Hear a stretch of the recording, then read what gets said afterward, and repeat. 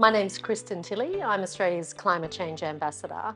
And in response to that first question about what we see as the priorities around climate mobility, I will focus in particular on the Pacific, where we have a strong connection and engagement with these really critical issues around climate and indeed increasingly climate mobility.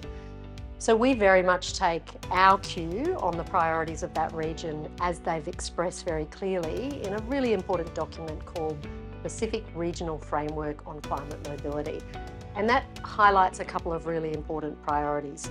Firstly, that the absolute priority broadly of Pacific nations and communities is to stay in place as long as possible and as long as they can.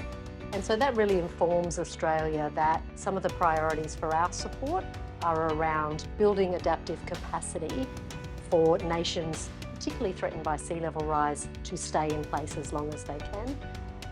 But certainly in those instances that we know will increase around the need for mobility in the face of climate change, that is absolutely taken in an inclusive, consultative and respectful way.